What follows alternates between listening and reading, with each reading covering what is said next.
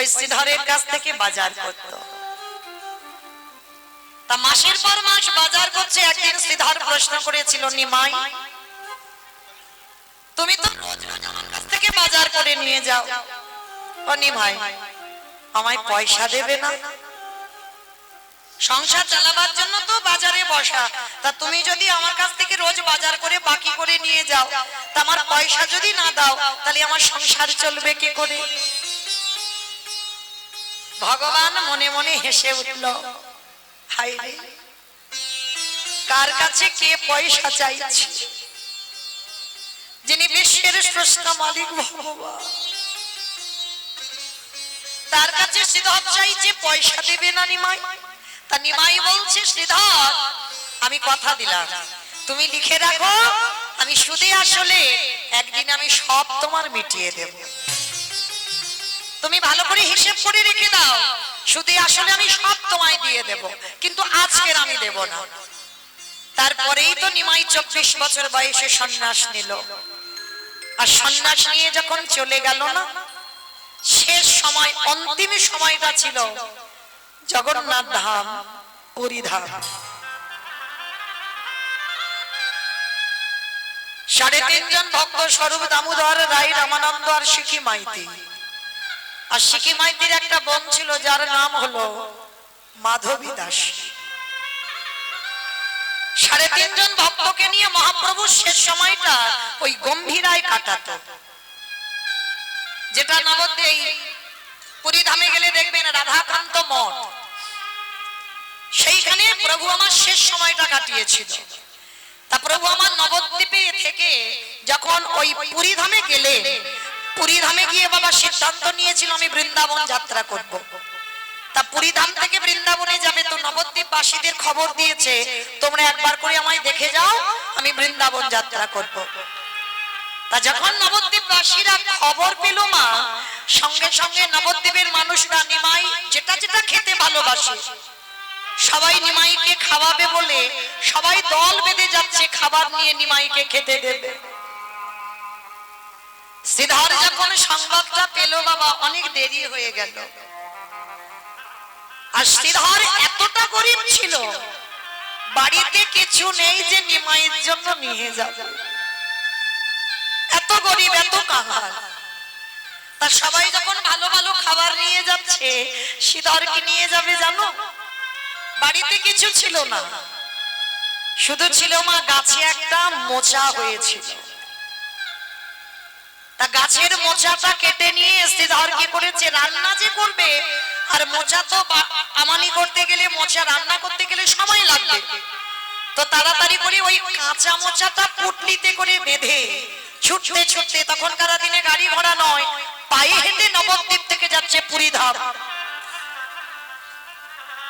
আমাইরা ভালোবাসা দেখো, ভগবানের প্রতি প্রেমটা লক্ষ্য করে, কতটুকু ভালোবেসেছো ভগবানকে যে ভগবান তোমার কাছে আসবে, কতটুকু কৃষ্ণ বলে কেঁদেছো কৃষ্ণের দেখা পাবে, কতটুকু তুলসী তলায় জল দিয়েছো যে তুমি কৃষ্ণ কৃপা পাবে। ভালোবাসা কি করে করতে হয় শিখে নাও। এই ভক্তদের কথাগুলো আমাদের শ্রবণ করলে বাবা চেতনা বাড়ে, প্রেম ভক্তি বাড়ে। এই জন্য তো কীর্তন, সমাজ যাতে তৈরি হয়। এইবার শ্রীধর ওই কাঁচা মোচাটা নিয়ে ছুটতে ছুটতে জগন্নাথ ধাম, পুরী ধামে গেছে। ঠিক আজকের আমি যেমন কীর্তন গাইছি, আমার নিমাই দাঁড়িয়ে হরিনাম করছে, হাজার হাজার লাখ লাখ ভক্তরা বসে আছে। নবদ্বীপ থেকে হাজার হাজার ভক্তরা ছুটে গেছে নিমাইকে দেখবে বলে। আর শ্রীধর পণ্ডিত বাবা একাধারে নিরজনে ওই মোচার পুটলিটা নিয়ে বসে আছে। দেখবেন যারা ভজন জগতে গেছে, যারা ভক্তি জীবনে একটু একটু উপরে যান, তাদের কিন্তু বাবা লোকালয় আর ভালো লাগে না।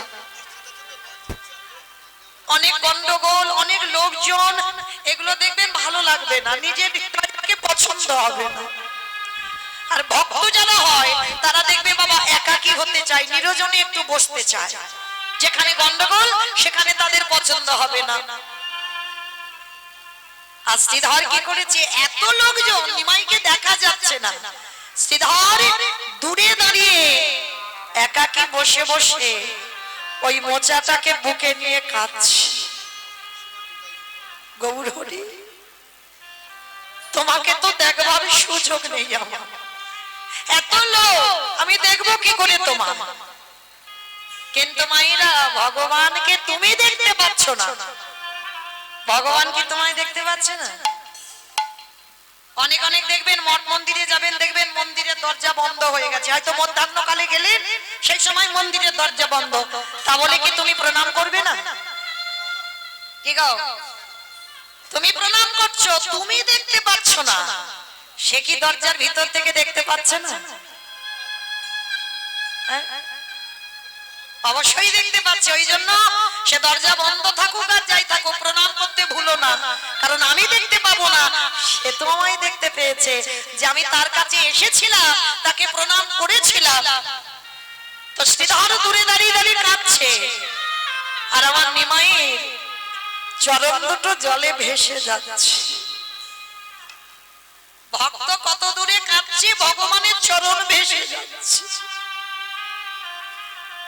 আমার নিমাই দাদা নিতাই চাঁদকে ডেকেছে, দাদা যাও, আমার ভক্ত দূরে দাঁড়িয়ে দাঁড়িয়ে কাঁদছে।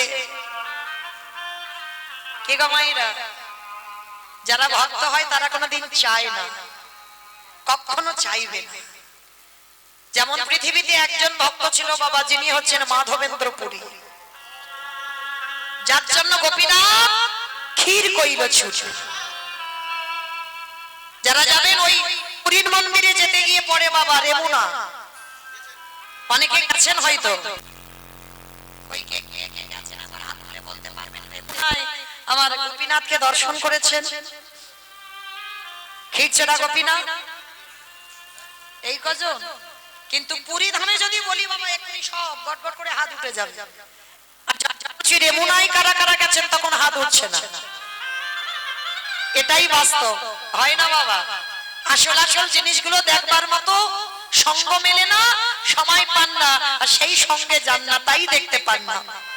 তো যারা যারা গেছেন সেখানে বাবা ক্ষীরের প্রসাদ হয়, আর ওই ক্ষীরের এত স্বাদ, তুমি যদি নিজে ঘরেও বানাও বা অন্য জায়গায় তুমি ক্ষীর কিনে খাবে, ওই স্বাদ তুমি কোথাও পাবে না। যারা যাবেন পরবর্তী দিনে একবার রেমুনার গোপীনাথ দর্শন করবেন।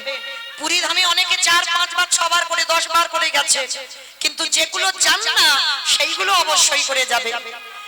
তো এই রেমুনায় যেদিন বৃন্দাবন থেকে এসেছিল মাধবেন্দ্র পুরী রেমুনার মাটিতে, কেন না মাধবেন্দ্র পুরীর আদেশ দিয়েছিল যে মলয় চন্দন আমার গোপীনাথের শ্রীঅঙ্গে দিতে হবে।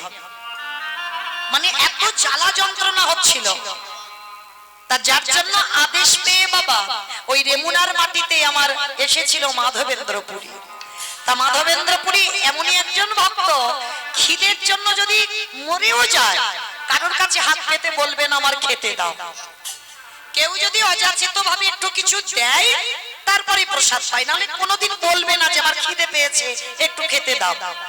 তা মাধবেন্দ্র পুরী গাছতলায় বসে আছে বাবা, দল বেঁধে ভক্তরা যাচ্ছে সবাই আমার গোপীনাথজিকে দর্শন করতে। তা মাধবেন্দ্র পুরী দেখে প্রশ্ন করেছিল, ও ভাই ভাই তোমরা কোথায় যাচ্ছ গো সবাই? বলে আমরা যাচ্ছি গোপীনাথের মন্দিরে গো, সন্ধ্যা আরতি হয়, আর গোপীনাথের মন্দিরে না অমৃতকালী ভোগ নিবেদন হয়, সেই প্রসাদ পাবো বলে যাচ্ছি। অমৃতকালী ভোগ, মাধবেন্দ্র পুরীর নামটা কোনোদিন শোনেনি, প্রথম শুনে মনে মনে ভাবলো গোপীনাথ কি করে অমৃতকালী বানাতে হয়, যদি আমি একটু জানতাম তাহলে আমার বৃন্দাবনের গিরি গোবর্ধনকে একটু খাওয়াতাম। কি গো, আমাদের মতো ভক্তরা হলে মনে মনে করতাম যদি আমি একটু পেতাম তাহলে একটু স্বাদ বুঝতাম। কিন্তু মাধবেন্দ্র পুরী বলছে যদি জানতাম কি করে বানায় তাহলে আমার বৃন্দাবনে গিরি গোবর্ধনকে খাওয়াতাম। বসে বসে কাঁদছে, খিদেও পেয়েছে। প্রত্যেকদিন পূজারি 12টা করে মালসা দেয় বাবা, আজও 12টা মালসা দিয়েছে ক্ষীর প্রসাদ।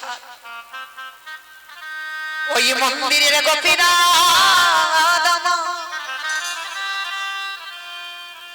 ওই 12টা মালসা প্রতিদিন পানে হয়।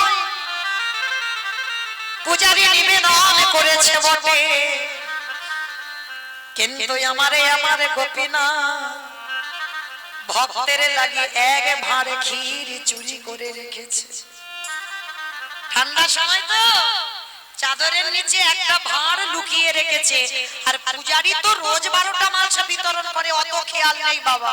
11টা মালসা বিতরণ করে পূজারী গোপীনাথকে স্বয়ং দিয়ে মন্দির থেকে চলে গেছে। আমার মন্দিরের গোপীনাথ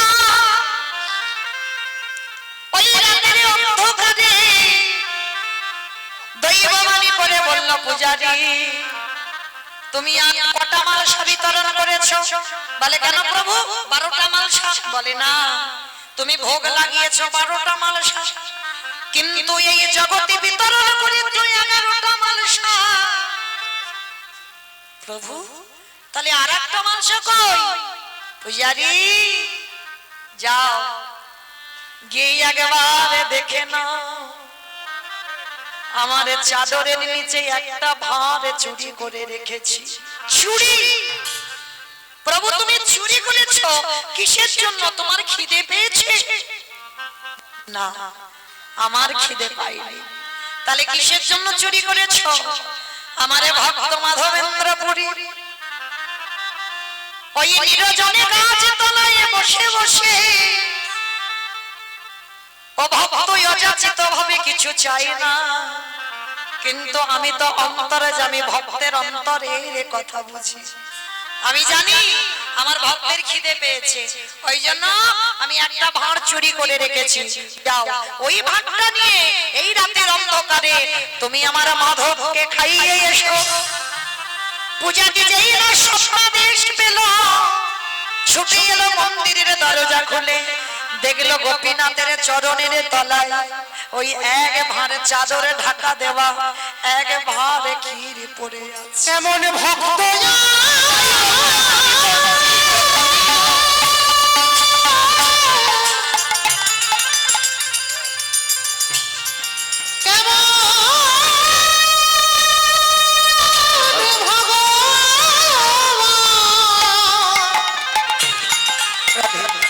আমি এমন ভক্ত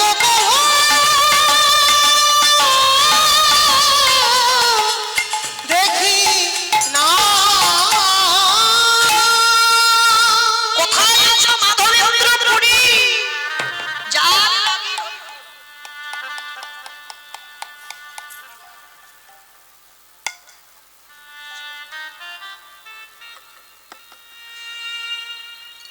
যার লাগি আমার গোপীনাথ ক্ষীর কইল চুরি। ছুটতে ছুটতে সেই মাধবের কাছে এসে ভাণ্ডটা দিয়েছে। মাধব বলছে, কি পূজারী তুমি এখানে? চরণ দুটো ধরে বলল, ধন্য মাধব তুমি, এতদিন আমি সেবা পূজা করে আমার জন্য গোপীনাথ চুরি করলো না, আজ তোমার জন্য জগতের মাটিতে চোর বদনাম নিল, আর ভক্তের জন্য ভগবান চুরি করে আজকে চোর হয়ে ভক্তের ক্ষুধা নিবারণ করলো। নিতাই গৌর প্রেমানন্দে। আর এরা এমনই একজন ভক্ত ছিল বাবা, গাছতলায় দিন কাটাতো, তো এদের ঘর ছিল না। পারবেন জগতে এত এত বৈষ্ণবতা অর্জন করেছে, এত এত বৈষ্ণব পালন করছি, কেউ হতে পারেনি বাবা বৈষ্ণব। এরাই ছিল বৈষ্ণব। একটা গাছের তলায় একটা রাত কাটাতো, দ্বিতীয় রাত আর নয়। কেন? এই গাছেতে বাবা দুটো রাত যদি কাটিয়ে ফেলি, যদি গাছের প্রতি মায়া জন্মে যায়, বৈষ্ণব যারা হবে বাবা তাদের কোনো কিছুতে মায়া থাকবে না, কোনো কিছুতে মোহ থাকবে না, কোনো কিছুতে লালসা থাকবে না। তো এরাই মাধবেন্দ্র পুরী, এরাই ছিল বাবা বৈষ্ণব। ষড় গোস্বামী, সনাতন গোস্বামী, রূপ গোস্বামী, এরা একটা গাছের তলায় একটা রাত কাটাতো, দ্বিতীয় দিন আর নয়। কেন? মায়া পড়ে যাওয়ার ভয়।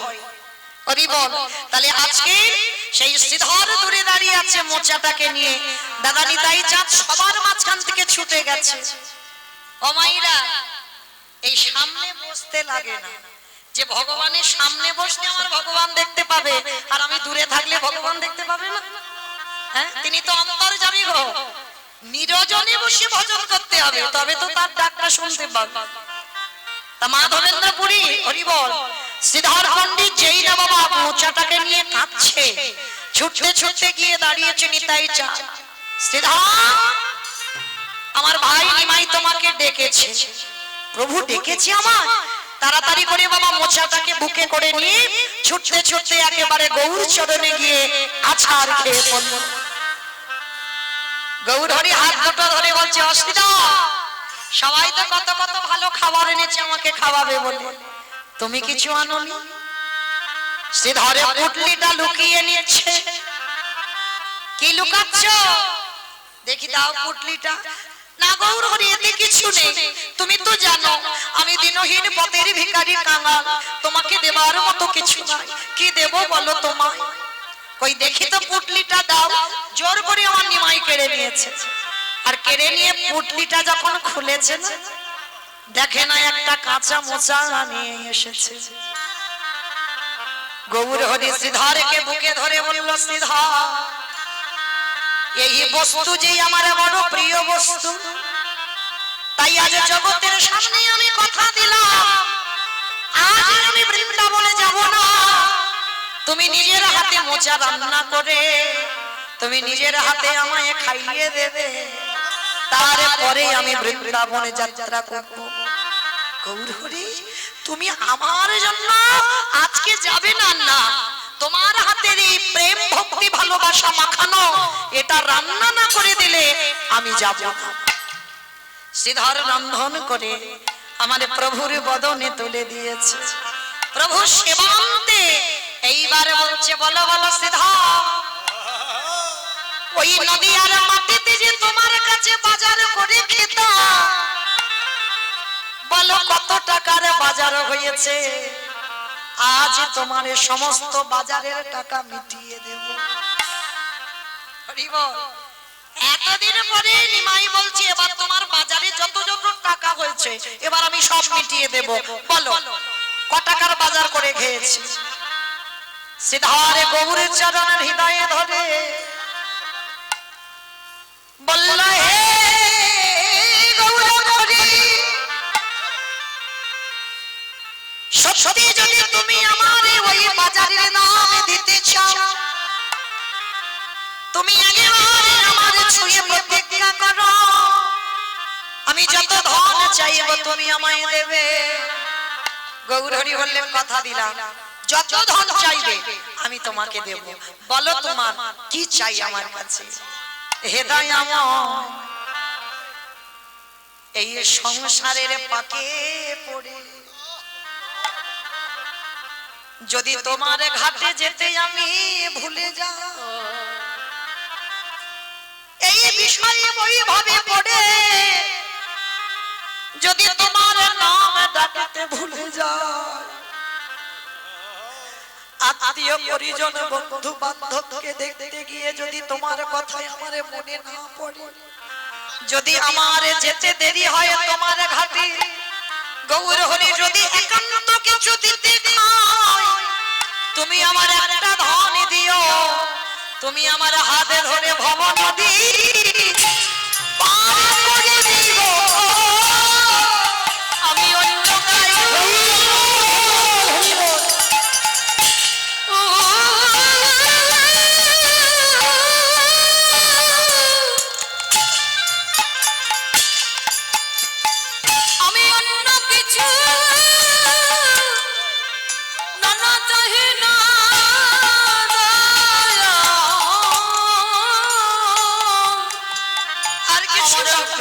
ধরে ভব নদী পারে করে গৌর হরি বললেন, ওই সংসারে থেকে দেহ সংসারে দিয়ে যদি মনটা ঠিক ঠিক গৌর চরণে রেখে দিতে পারো, আমি তোমার সামনে দাঁড়িয়ে কথা দিলাম, তোমার আমি ভব নদী আমি পড়ে দেব।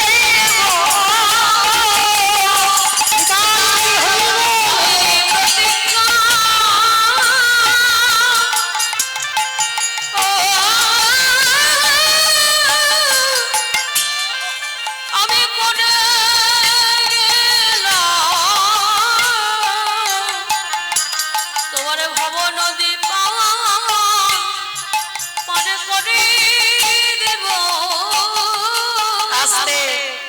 তাহলে বাবা ঠাকুর অপরাধ নিও না, চাইতে আমরা জানি না তো, তাই তো আমাদের এই দশা হয়। জানেন ওই মহাভারতে অন্ধ ধৃতরাষ্ট্র যাদের 100 সন্তান হারিয়ে বাবা ওই যুধিষ্ঠির অন্নে প্রতিপালিত হচ্ছিল, মানে আজকের এরা 5 ভাই, এরা জীবিত, আর ধৃতরাষ্ট্রের 100 ছেলে বাবা প্রাণ হারিয়েছে। আর যাদের জন্য প্রাণ হারালো অন্ধ ধৃতরাষ্ট্র বাবা, তাদের হাতে খেতে হচ্ছে। মহাভারতে বিদুর এসে বলেছিল, এটা কি করে পাচ্ছ তুমি? যাদের জন্য তোমার সন্তান হারালো, যাদের জন্য সন্তান হারিয়ে একাকী হয়ে গেলে, এখনো ইচ্ছা হচ্ছে এই অট্টালিকাতে থাকতে, এখনো ইচ্ছে করছে তোমার ওদের এই রাজপ্রাসাদে বসে রাজভোগ সেবা করতে। এতটুকু কি হৃদয়ে ত্যাগ আসেনি যে যাদের জন্য আজকের আমার 100 ছেলে চলে গেল, আমি কিসের জন্য এই অট্টালিকাতে আমি থাকবো? সব ত্যাগ করে দাও। তা বিদুরের কথাগুলো বাবা অন্ধ ধৃতরাষ্ট্র শুনেছিল।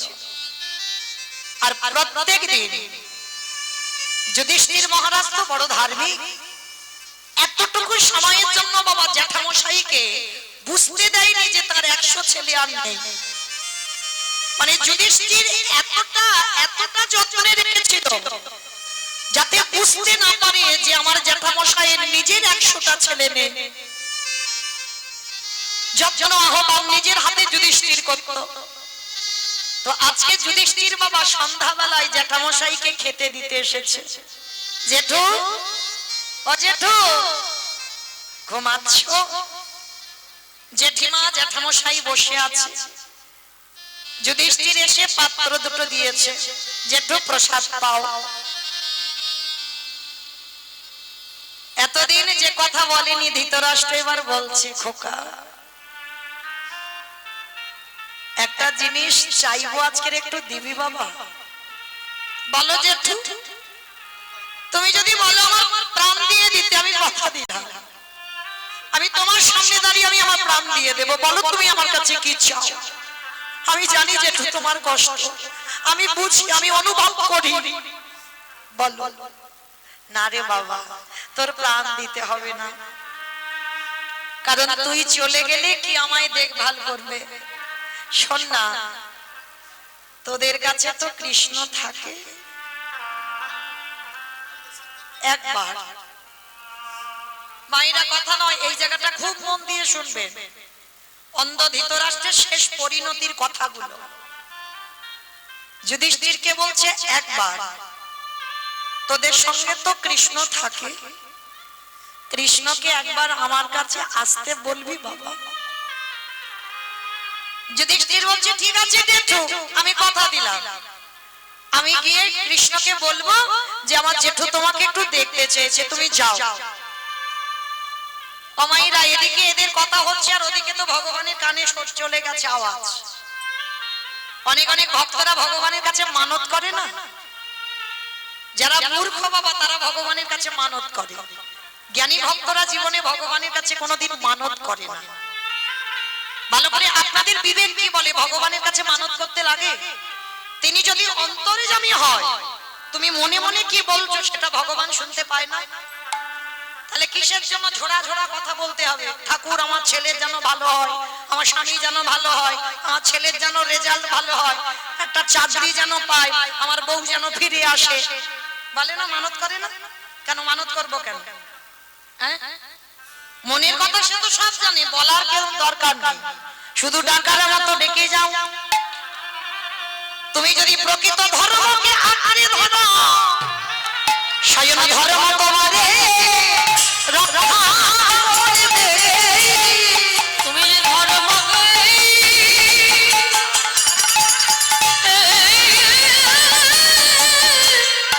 যদি আঁকড়ে ধরো,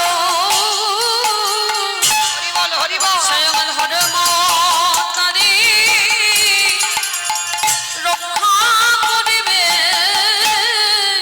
তুমি ধর্মপতি থাকবে বাবা, ভগবান তো স্বয়ং ধর্ম, তাহলে তুমি যদি ধর্মপতি থাকো অবশ্যই বাবা তোমার জয় হবে। কারণ গান্ধারী বলেছিল না, যুধিষ্ঠিরকে বললো না, যথা ধর্ম তথা জয়, অধর্মের হবে ক্ষয়। তোমার যদি প্রকৃত ধর্ম পথ থাকে তুমি জয়ী হবে, আর যদি তুমি অধর্মের পথে থাকো তোমার বিনাশ অনিবার্য হবে। এটা শুধু মহাভারতে নয় বাবা, কলিযুগেও হবে, এতে বাধ্য। তো আজকে যেই না কৃষ্ণ শুনতে পেয়েছে যুধিষ্ঠির বেরিয়েছে, আমার ভগবানে গিয়ে দাঁড়াইছে। ভগবান গিয়ে দাঁড়িয়ে বাবা আজকের অন্ধ ধৃতরাষ্ট্রের কাছে গিয়ে ডাকছে, অজেঠু আমাকে তুমি ডেকেছো, আমি চলে এসেছি, বলো আমার কাছে কি চাও। ওরে কৃষ্ণ রে, চাওয়াটা দেখেন ধৃতরাষ্ট্রে, এই জীবনে তোরে আমি চিনতে পারলাম না, কিন্তু যে সময় ছিল সেই সময় হলো আমার যাবার সময়। ও জেঠু বলো কেন ডেকেছো? কৃষ্ণ একটা জিনিস চাইবো, দিবি বাবা? কি চাও জেঠু? কৃষ্ণ রে, আমার মনে বড় ইচ্ছা ছিল, যাদের পক্ষে আমার কৃষ্ণ ভগবান বর্তমান ছিল, তাই তো তারা জয়ী হয়ে কুরুক্ষেত্রের মাঠ থেকে ফিরে এলো। কৃষ্ণ রে, তোরে ভুবনে মঙ্গল ভোলানো রূপ আমি দেখতে চাই। ও তুমি দৃষ্টিটা ফিরে পেতে চাও, এই তো ঠিক আছে আমি দিচ্ছি। তার মানে তুমি পৃথিবীর আলো দেখবে না? পৃথিবীর আলোর জন্য নয়, যার সঙ্গে আমার 5টা ছেলে ছিল, একবার আমি তার রূপ দর্শন করব। ঠিক আছে আমি দিচ্ছি, এক্ষুনি দেব। এইবারে ভগবান করুণার হাত নিয়ে যেই না অন্ধ ধৃতরাষ্ট্রের চোখে বুলিয়ে দিল, ধৃতরাষ্ট্রের দৃষ্টি শক্তি ফিরে পেল, সাক্ষাতে দর্শন করল আমার কৃষ্ণ দয়াময় দাঁড়ায় আছে। দর্শন করা মাত্র কৃষ্ণ আর একটা জিনিস চাইবো, দিবি বাবা? কি জিনিস জেঠু? এই তো চোখ চাইলে চোখ দিলাম, দৃষ্টি দিলাম, আলো বাতাস দেখলে আবার কি দেখবে? কৃষ্ণ রে, আর একটা জিনিস বলো, কি জিনিস? দে দে আমার অন্ধ করে আমার এমন নয়, এমন নয়ন চাহে না রে, দে দে অন্ধ করে দে রে। মাইরা কি বললো? চোখ দিল ভগবান, আর চোখ দেখে কৃষ্ণকে দেখেছে, দেখে বলছে কৃষ্ণ আরো একটা জিনিস দিয়ে এবার আমার অন্ধ করে দে। ও জেঠু, এই তো চোখ চাইলে আবার অন্ধ হতে চাইছো কেন? ও যে কৃষ্ণ রে,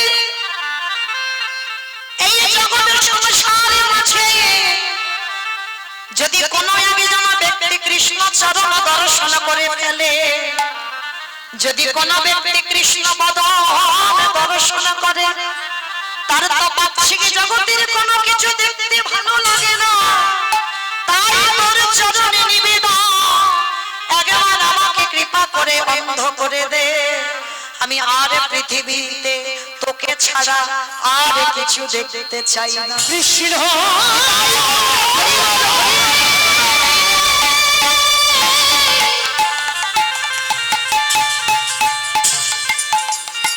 ওরে তুই নাকি ভক্ত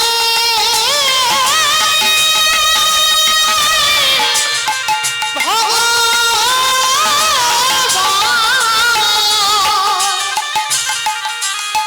আমি অন্য কিছু চাহি না। সেই ধৃতরাষ্ট্র শেষের সময় আজকের বাবা সর্বস্ব ত্যাগ করে আজকের চলে গেল বনবাসে। আর সহধর্মিনীর কর্তব্য কোনো কৈফিয়ত নয়। হরি বল। টাকা খাতে বাবা কাউকে আসরে আসতে দেবেন না। যে রাধে, সবার কাছে নিবেদন হরিবাসরে কেউ আসবেন না, এইটুকু আমার বিনীত নিবেদন। আসতে দেবেন না বাবা, আসতে দেবেন না। জয় রাধে। আজকে যেই না বাবা সেই অন্ধ ধৃতরাষ্ট্র সর্বস্ব ত্যাগ করে শেষের দিনে অন্তিম সময় গান্ধারীকে সঙ্গে নিয়ে বাবা বনবাসী হলো, আর শেষে আগুনে পুড়ে বাবা প্রাণটা ত্যাগ হলো। তাহলে দেখেন, সময় থাকতে ভজন করলো না, আর অসময়ে শেষের সময় গোবিন্দ রূপ দর্শন করে চলে গেল। তাহলে মনে রাখতে হবে বাবা, প্রকৃত যদি কেউ ডাকার মতো ডাকতে পারে, আমার ভগবান থাকতে পারে না। জগৎ সংসারে ভক্তের ডাকে ছুটে আসতে বাধ্য হয়। তাই কেহ বলে পুরবেদে রাম অবধিলা, কেহ বলে পুরবেদে। আস্তে মায়েরা, এগুলো কোনো গান নয়, মহাজনী পদাবলী। আর বৈষ্ণব পদাবলী শুনতে গেলে ভগবানের জন্য সবাইকে একটু কাজ করতে হয়। মানে এই বৈষ্ণব পদাবলী শুনলেই বাবা এটা ভজন, মহাজনদের পদাবলী শুনলে বা গাইলে এটা ভজনের মধ্যে হয়ে যায়। তাহলে আজকের আমরা সবাই বাবা আজকের ভজন শ্রবণ করছি, কৃষ্ণ নাম শ্রবণ করছি, এটাও ভজন হয়ে যাচ্ছে। তাহলে কাজ তো করতে হবে। যদি আমার সঙ্গে গান গাইতে না পারেন তাহলে কাজ করতে হবে। কি কাজ? শঙ্খধ্বনি, উলুধ্বনি, আর যাদের যাদের দুটো হাত আছে, আমার আছে তো হাত, যাদের আছে কই একবার দেখিয়ে দাও। নিতাই গৌর প্রেমানন্দে। হরি বল, হরি বল। বেশ, কই আর একটু উলুধ্বনি প্রেম সে। কেহ বলে পুরবেদে রাম অবধিলা, কেহ বলে পুরবেদে আমার গোনারি।